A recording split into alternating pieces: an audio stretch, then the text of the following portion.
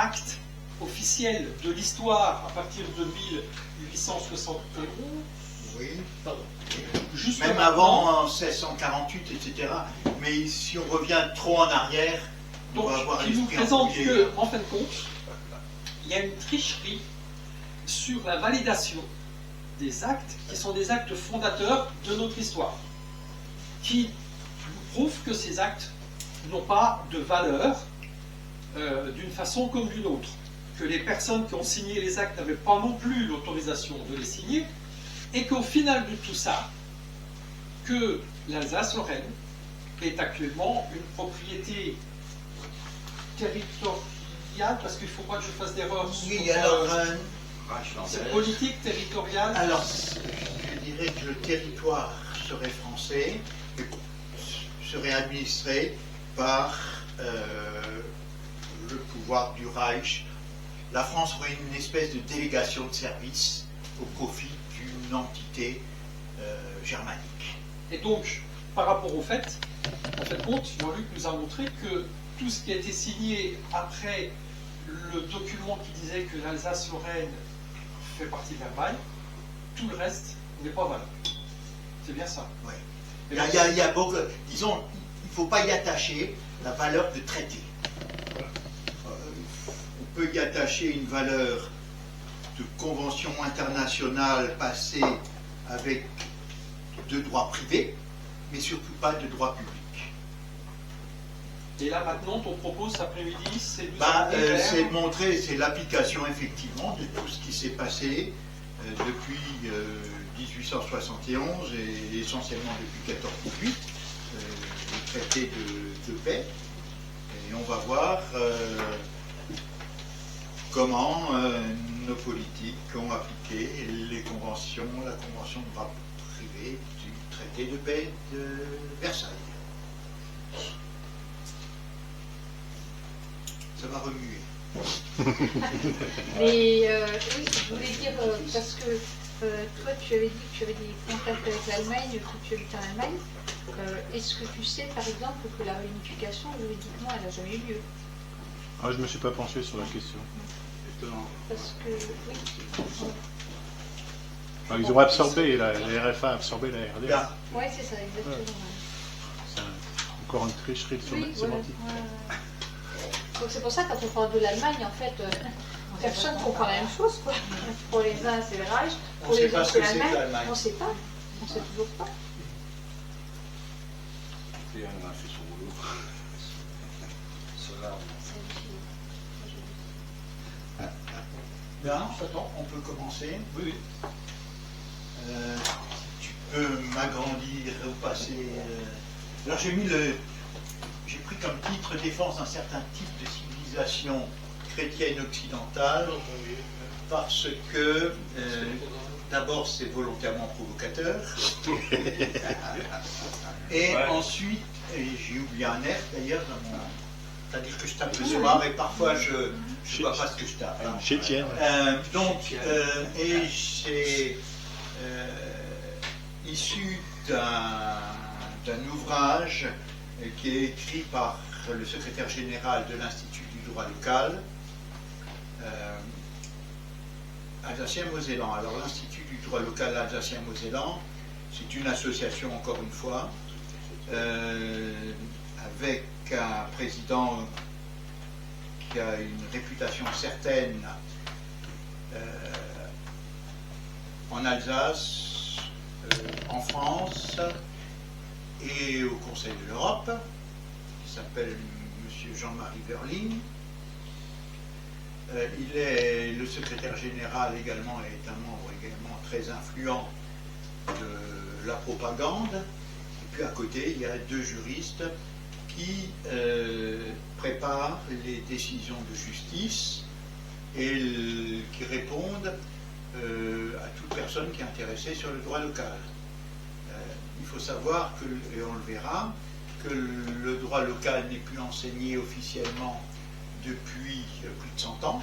Il n'y a absolument aucun diplôme officiel de droit local, ce qui fait que les magistrats, lorsqu'ils s'appellent par exemple Filippo Gradiani ou je ne sais pas trop quoi. J'ai rien contre, hein, mais il est difficilement envisageable qu'il maîtrise l'allemand. Et si on connaît l'allemand, on connaît difficilement l'allemand juridique. Hein, on sait acheter du pain en Allemagne, on sait acheter dire Guten Tag, etc., etc. Même peut-être sûrement des choses plus complexes, mais plaider en allemand devant les tribunaux, etc., etc., c'est pas possible, d'autant plus que normalement l'ordonnance de Villers-Cotterêts devrait encore s'appliquer en Alsace. Hein. L'ordonnance de Villers-Cotterêts, c'est celle qui impose le français comme langue administrative. Donc, il est permis de s'interroger, je dirais, sur je vais dire la moralité de l'Institut du droit local. Alors, j'ai volontairement donc repris ça, et c'est ça fait allusion à la philosophie de Robert Schuman, donc le père de l'Europe. Voilà. Donc, si tu peux passer, j'ai mis un sommaire relativement touffu.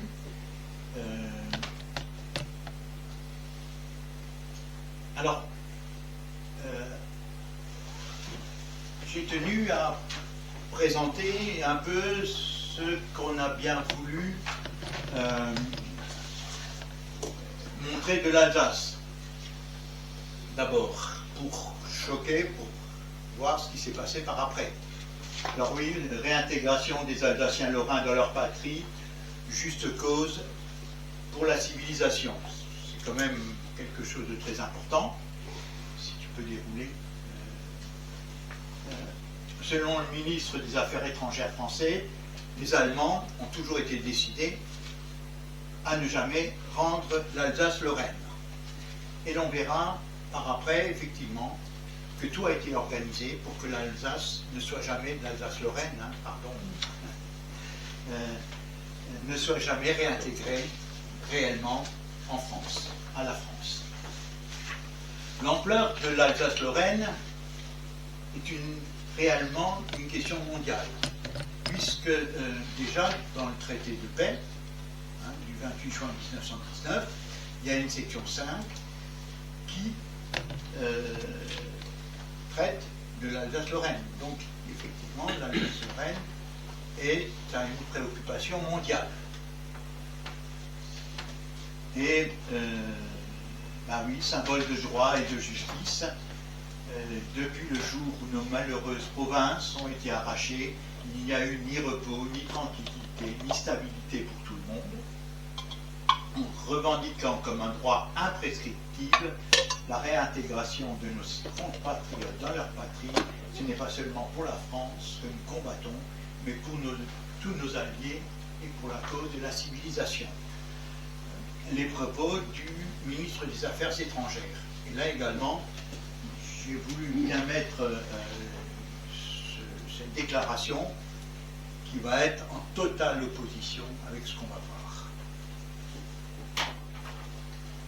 Donc là également, raison comitante à l'assurance d'une paix et d'une justice, mais c'est pour assurer une paix de droit et de justice dont l'Allemagne ne veut pas entendre parler.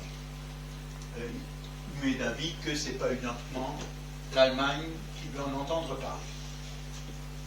Problème moral et alternative entre le sens français et allemand, pour tout dire, la question de l'Alsace-Lorraine n'est pas, comme on est porté à le croire, dans les endroits où l'on juge superficiellement un problème territorial, c'est un problème moral.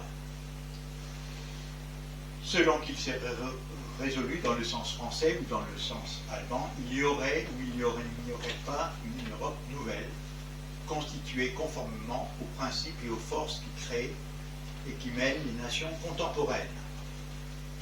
Voilà. Bien, tu peux continuer.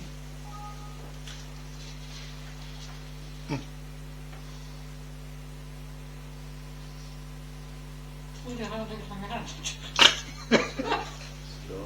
Alors, on va aborder ce fameux arrangement.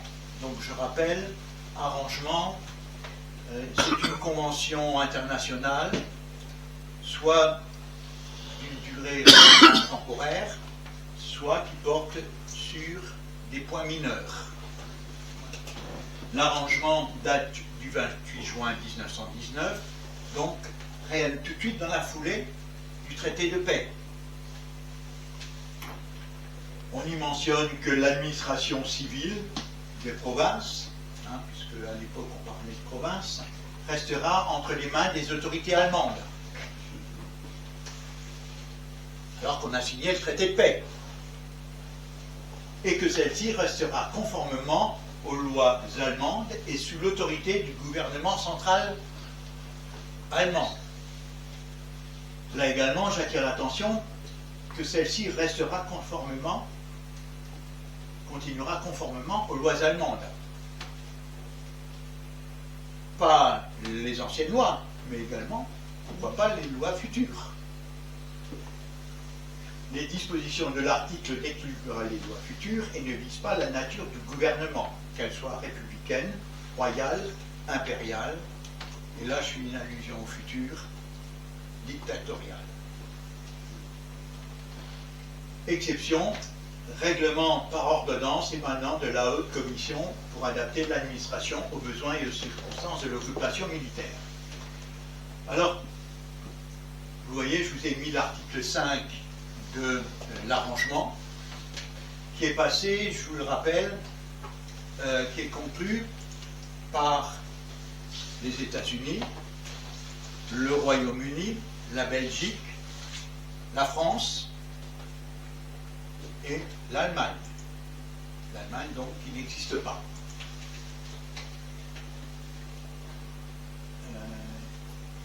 Est-ce que juste avant, il n'y avait pas l'article 3C? Non, non, donc il n'y en a pas.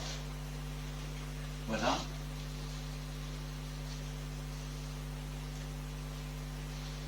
Selon les accords internationaux passés avec l'Allemagne, la convention d'armistice ne prévoit pas la réintégration des territoires de l'Alsace et de la Lorraine. Oui, je dirais que bien souvent on entend et on lit que la convention d'armistice a fait mention d'une réintégration de l'Alsace-Lorraine, ou l'Alsace-Moselle selon l'époque, en France. Que nenni, il n'y a absolument rien précisé à ce sujet. Le traité de paix mentionne la réintégration de l'Alsace-Lorraine dans la souveraineté française.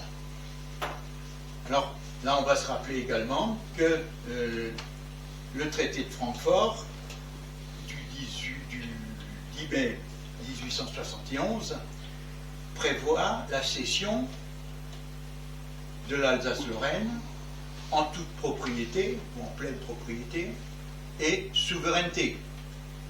Mais le traité de paix ne prévoit que la réintégration dans la souveraineté. Il manque la propriété. L'arrangement prévoit une administration entre les mains du gouvernement central et conformément aux lois allemandes. Et du point de vue international, le traité de paix et l'arrangement n'ont pas été ratifiés par la France et surtout n'a jamais été publié en Alsace. Pour l'instant, nous sommes le 28 juin 1919, il y a un traité de paix, à effet rétroactif parce que le traité de paix prévoit la réintégration de la souveraineté de l'Alsace dans la souveraineté à effet du 11 novembre 1918. Donc normalement, l'Alsace est censée être réintégrée en novembre. Et là, il y a une fameuse loi, une première loi très importante du 17 octobre 1919 relative au régime transitoire. Donc, on réintègre l'Alsace à la France, dans la souveraineté, excepté les dispositions de l'arrangement. Et également, on dit, stop, faut pas trop déconner, on va mettre en place un régime transitoire. Les territoires d'Alsace et de Lorraine réintégrés dans l'unité française par la convention d'armistice du 11 novembre 1918. Moi, j'ai eu à fond relu cette convention d'armistice. Je n'ai jamais vu que l'Alsace-Lorraine a été réintégrée par l'armistice. D'autant plus que je rappelle qu'un armistice, c'est une convention militaire, un acte militaire, et qu'il est normalement exclu, c'est un dépôt des armes, hein, on constate le dépôt des armes, et on ne constate pas une réintégration. Donc demeure placé jusqu'à ce qu'il ait été pourvu par une loi à l'organisation de leur service public sous l'autorité du président du Conseil des ministres. Donc notre président du Conseil des ministres, en l'occurrence Clémenceau, a la possibilité de faire ce qu'il veut.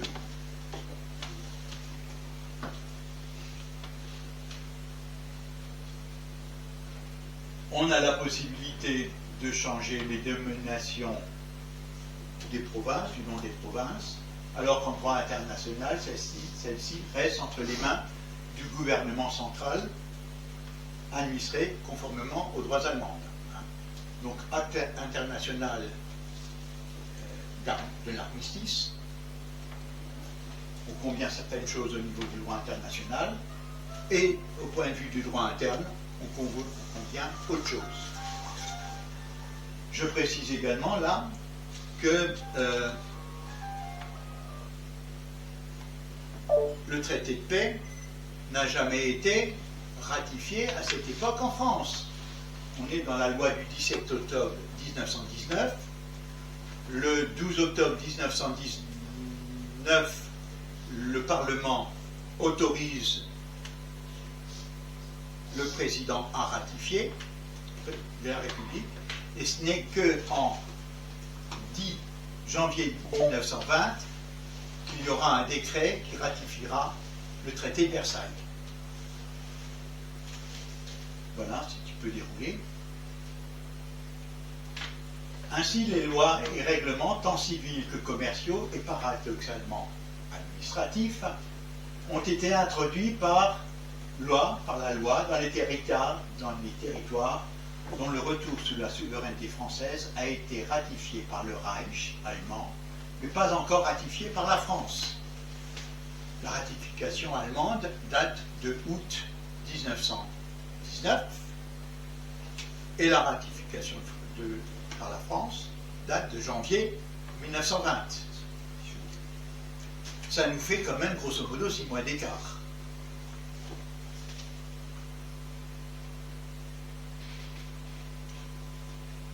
Mais pas encore ratifié par la France et pas accepté dans le cadre d'un plébiscite par les Alsaciens lorrains.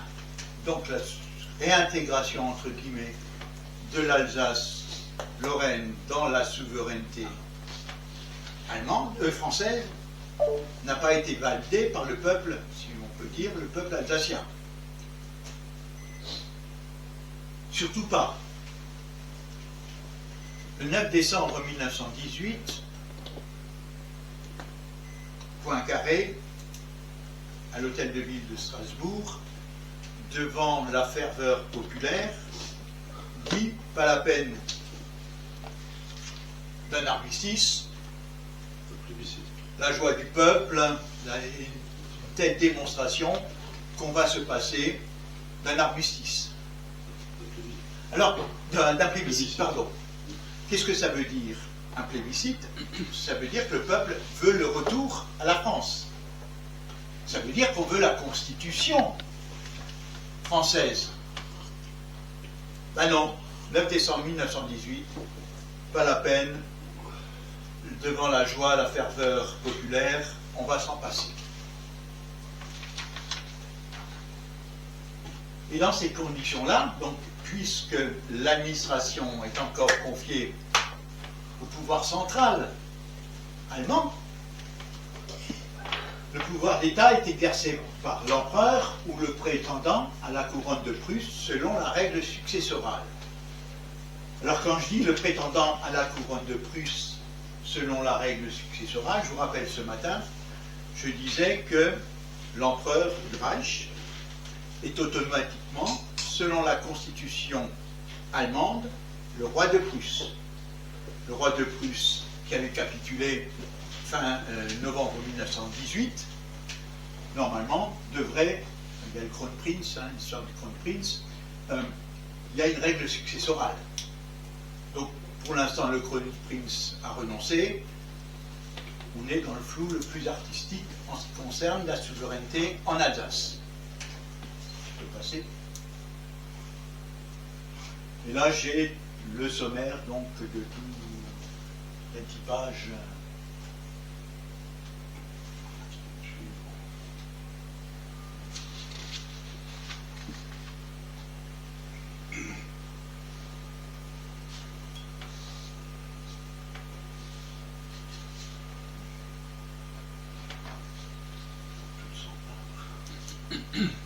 On gagne des pages, hein, là.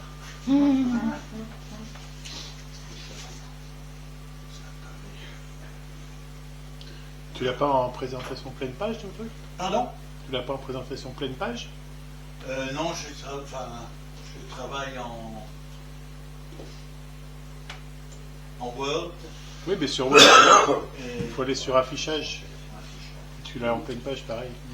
T'as plus qu'à faire. Pour relever l'entête au-dessus. voilà. Ça te fait gagner de la place, en fait.